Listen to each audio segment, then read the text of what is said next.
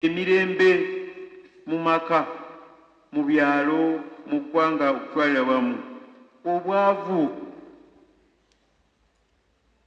n'ebirala bye mmanyi obulungi. Waliwo yambuuziza nemwe bannaddiini mukozeewo ki nga twegasibwa mu kibiina ekitibwa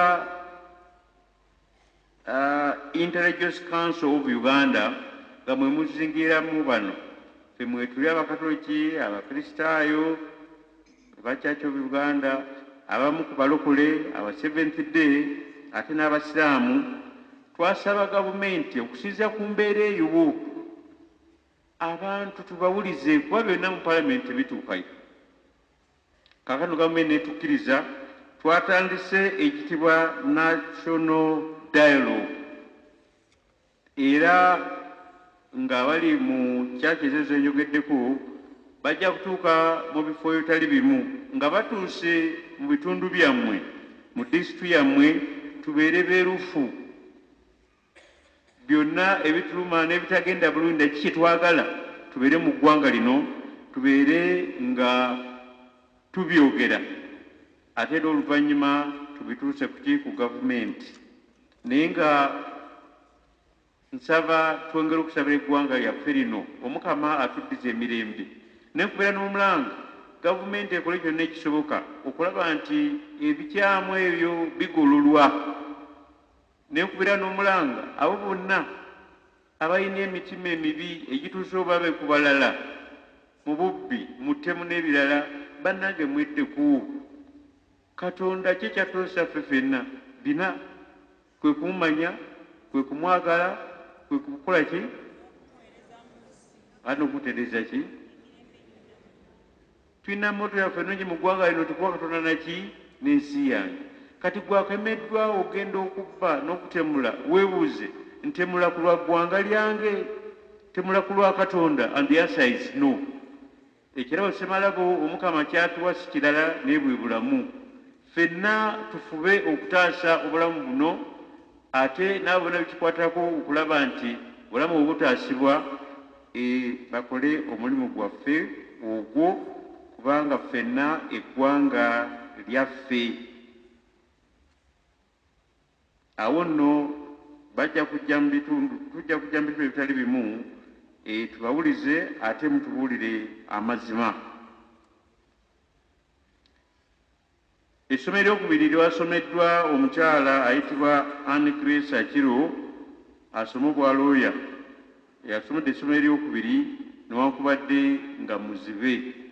Nina essanyu okubategeeza nti ekibiina kya Bible Society of Uganda kiwandiise Bayibuli esomebwa bamuzibe b'ebitabo byaffe byonna ebiri mu Bayibuli enkatoliki mu Lungereza,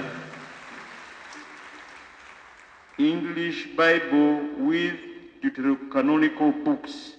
Bayibuli eno egenda kutongozebwa ngenda kutoba mwezi 5 October ku Bible House ewandegeya.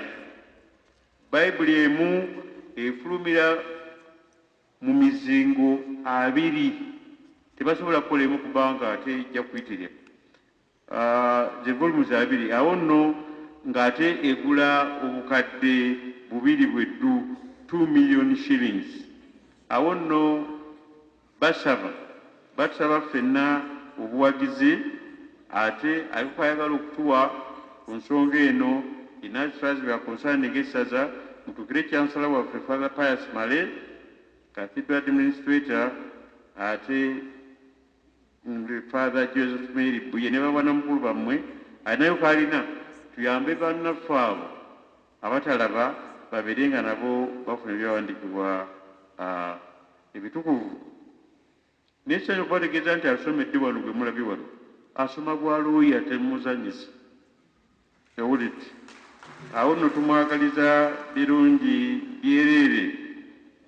The foster parents who are here, you are most welcome and thank you for supporting our students, especially when they are in a local seminary. Would you like to stand up if you are here? Foster parents from Makulu. Bakwere Komonga.